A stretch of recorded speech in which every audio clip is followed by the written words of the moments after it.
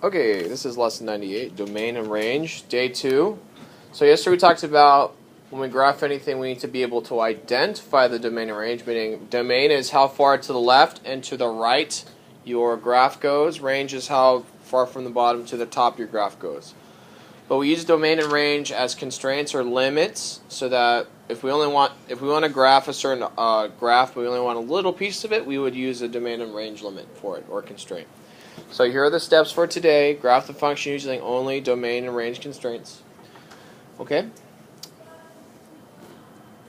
I'll do a couple problems, and then we'll work out some more, or a couple more together. Okay, so number 1, it says graph using this constraint, and the constraint is -5 is less than x, which is also less than or equal to 2, or x is greater than or equal to -5, but it's also less than or equal to 2.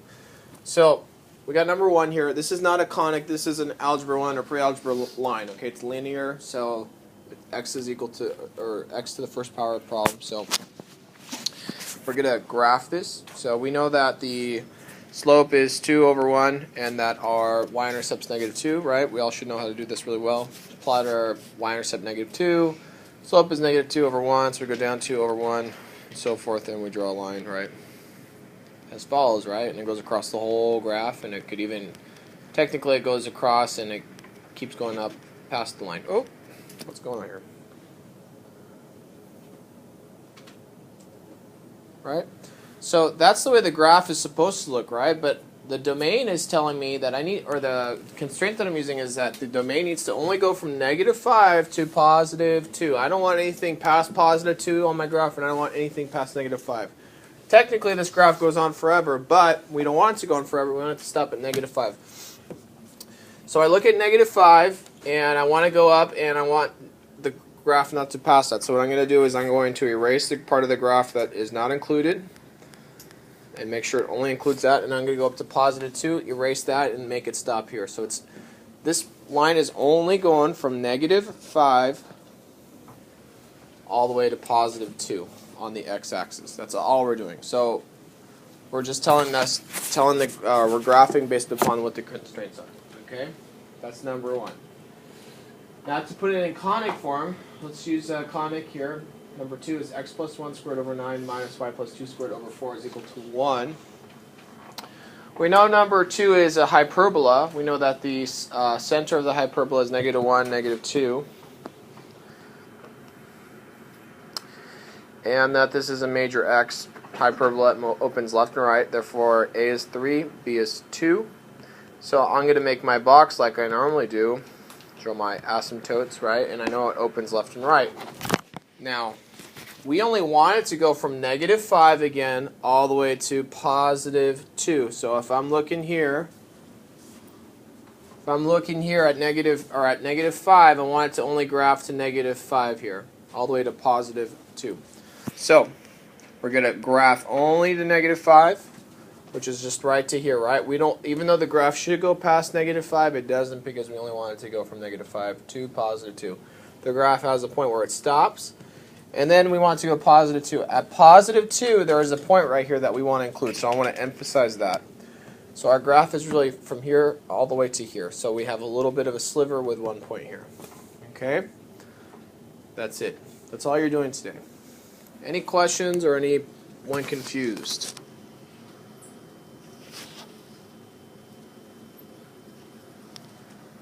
Okay, so what I'd like you to do is 2's tell the 1's about number 1. 1's tell 2's about number 2. Ready, set, go. Okay, so number 3, we have a graph of what conic?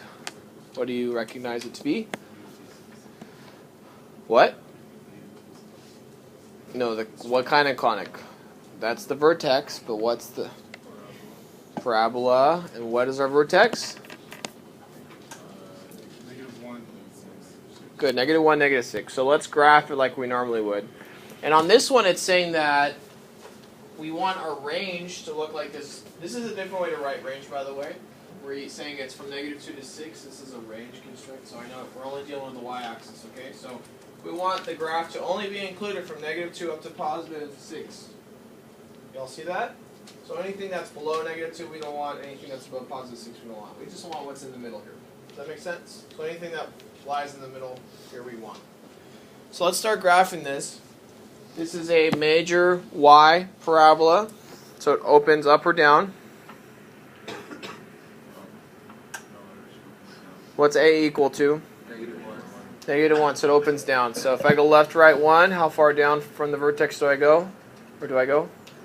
1. If I go left, right, 2, I go down 4, right? Okay. But that's the graph of the actual parabola. What is our range telling us?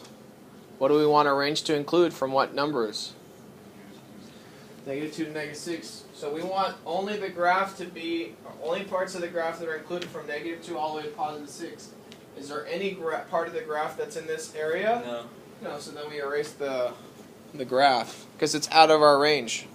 That's it. You're done with number 3. Isn't that weird? Okay. So the constraint of the range is telling us we want everything to be from -2 to +6. The graph only existed outside of our range, therefore we don't include it as a graph. We just leave it blank. Okay? Does that make sense? So on the homework, are we just supposed to leave it blank? Yep. Kind of weird, huh? Yeah. So that's the only time you could say you didn't have to do that problem, right? Okay, so that's number 3. That's just how it goes. Number 4. What kind of conic is number 4? Ellipse. What's that, Bobby? Yeah. Well, number 3 is a good one. That's the next one. Number 4, what is it, everyone? Ellipse. Ellipse, good. Major X or major Y? Major Y, good. So A is equal to 5, B is equal to 4. Where is your center? 2, -1. 2, -1. 2, -1. 2, -1. No, H and K are always next to X and Y respectively. Always next to X and Y. Again, H and K are always next to X and Y respectively. Do y'all understand? Yeah. So what's in my vertex? 2, -1. Okay?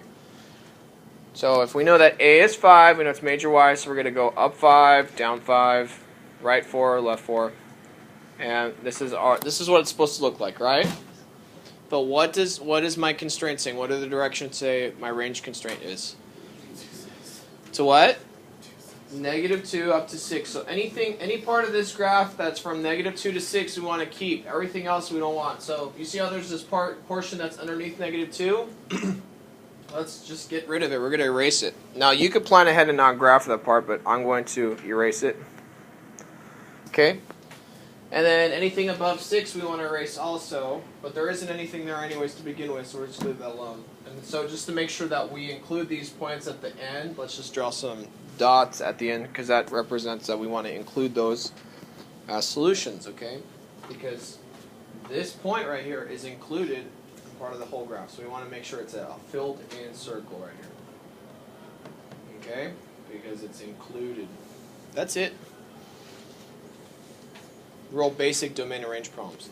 Now, why would I want to know this? Okay, for one thing, sometimes there's companies that are like, let's say we had a example like number 1 where it's linear, and we're like, we only want to know the population that's from, or our domain to be from -5 to +9. That's all we want in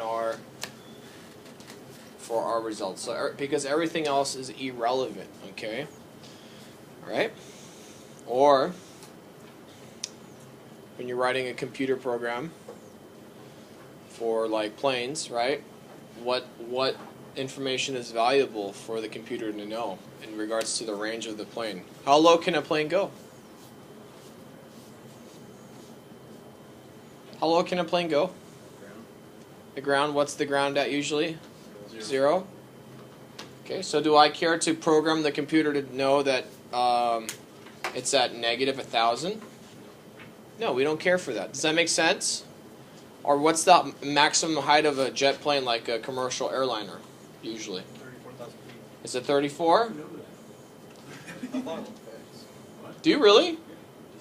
Yeah, that's cool. All right, I want to become a pilot.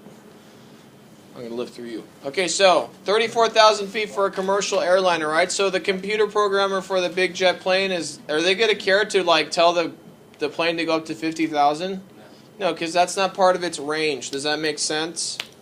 So that's why we include it.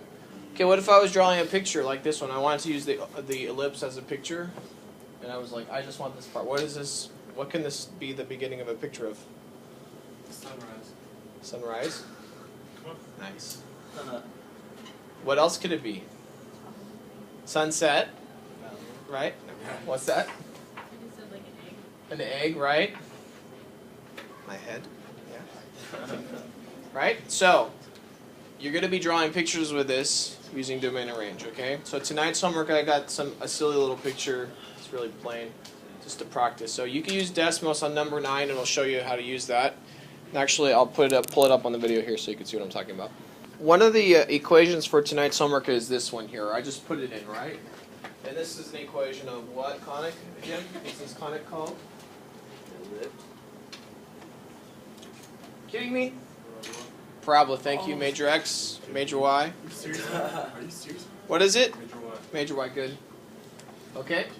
Now I want to use this shape for my picture that I have on your homework, okay? But I don't want the whole thing, okay? I only want it to go from -3 to +3 because I only want this little section of it, okay? So everything else I don't want to include in the domain. So I'm going to tell Desmos how to do that. So this is how you do it on Desmos. You would use this, it's like a bracket, I guess. Let's see. And I'm going to use -3. And I'm going to use the less than or equal to sign. X less than or equal to +3. And look what it did. Did it graph the whole parabola? No, it only graphed the part that I want. Okay? So on number 9, you're supposed to get a sheet of graph paper and graph number 9, or just doodle it or put it on your paper, okay? You can use Desmos to help you draw it, okay? Adam, you have a piece of paper in your hand. That's a pencil. Oh, weird. Okay, yes. So, all the ones like the brackets are the ones where any constraints, but the ones that are just normal. Yeah, the ones without any constraints, it's just saying graph it as is with no domain and range constraints. Okay? Because you can use the shapes of any of the shapes to produce your drawing. Okay? Does that make sense? You okay there? Lily, you good? Does that make sense? Okay, you look like you were confused. Okay, cool. That concludes the lesson. I'm going to put that up online right now.